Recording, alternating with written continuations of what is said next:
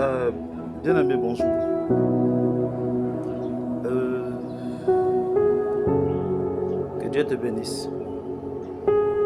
En fait, aujourd'hui, tu me vois, je suis là à cette heure pour dire quelque chose à quelqu'un.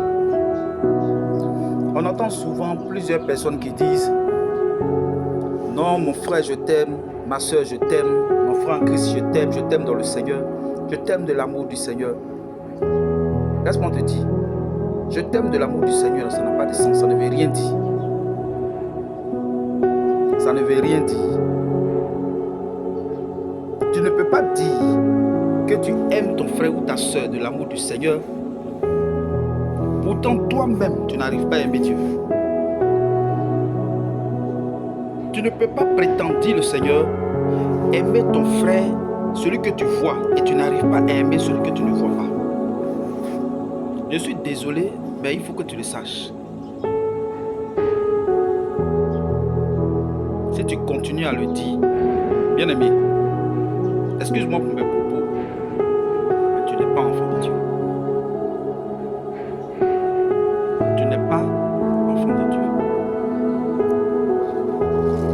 Parce que celui qui est enfant écoute son père. Ce n'est pas comme dans le monde physique où on est là, on désobéit à nos parents, on s'en fout, on fait ce qu'on veut.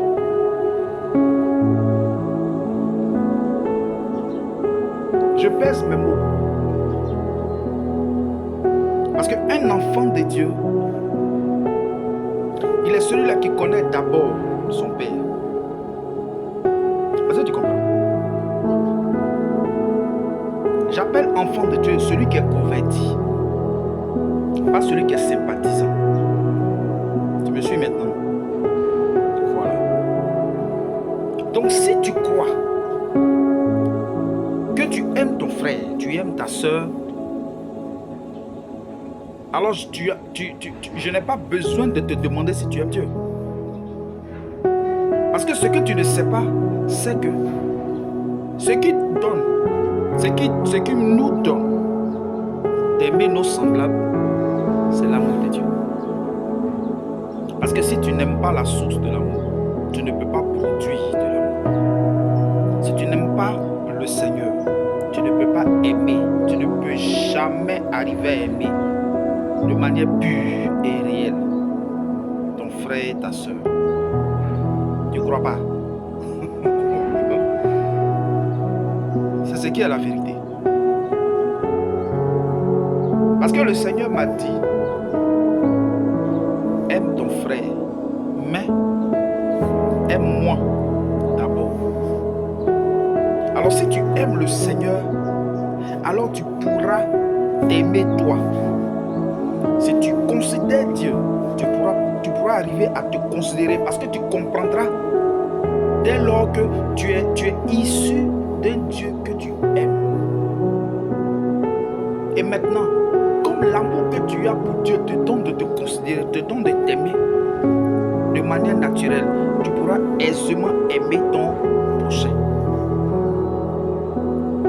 Lisons et écoutons pour comprendre ce que la Bible dit. Aime Dieu de tout ton cœur, de toute ton âme, de toute ta force, de toute ta pensée. Et aime ton prochain comme toi-même. On va disséquer les choses. C'est-à-dire, aime Dieu et aime ton prochain.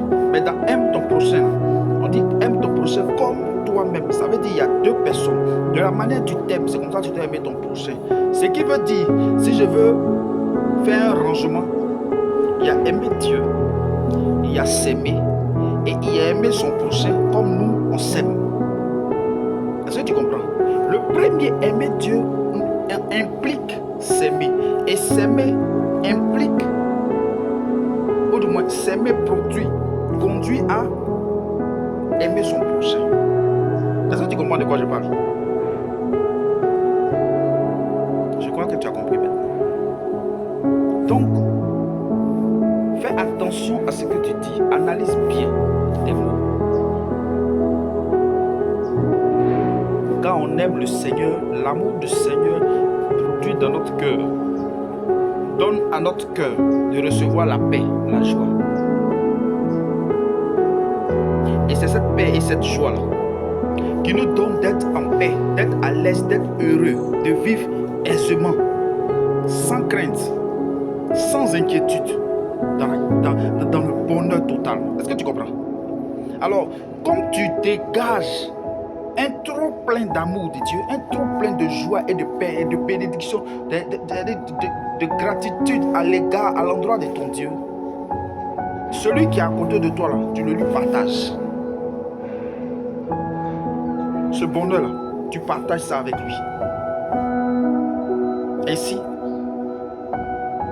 tu arriveras à le considérer, à faire en sorte qu'il puisse se sentir bien comme toi tu te sens bien, à faire en sorte qu'il puisse considérer sa nature de créature de Dieu, de homme fait par Dieu, créé et formé par Dieu, comme toi tu as été créé et formé par Dieu. Ainsi, façon tu te vois, c'est cette identité à l'image et à la ressemblance de Dieu que tu vas lui communiquer. Et tu seras maintenant son coach, tu seras maintenant la personne qui va lui l'encourager à connaître ton Dieu que tu prétends aimer. Ce qui traduit aisément, aime Dieu et aime ton prochain comme toi-même. Notre part de responsabilité dans ce monde est grande. Quand Jésus dit allez par tout le monde annoncer la bonne nouvelle, il a traduit cela. Il dit si tu respectes ma parole, si tu m'aimes, alors garde ma parole, mets en pratique dans ta vie. C'est parce qu'on aime le Seigneur qu'on a gardé dans notre cœur sa parole. Et sa parole a été réduite, a été contractée, sa parole a été résumée en 2 commandements. Aime Dieu plus que tout et aime ton prochain comme toi-même. Alors aime Dieu et aimer ton prochain, c'est ce qui est la parole, c'est ce qui est la bonne nouvelle. Est-ce que tu comprends? Parce que quand tu aimes ton prochain, tu vas vers lui. Tu vas pour lui parler de quoi? Tu vas pour créer en lui de l'espoir. Tu vas pour lui dire tant qu'il y a de la vie, il y a encore de l'espoir. Tu vas pour l'avertir des événements à venir. Tu vas pour lui dire qu'il y a un jugement après la mort. Tu vas pour lui dire que voici le chemin qui mène à la paix éternelle, à la vie éternelle, au royaume. Sinon précisément au paradis.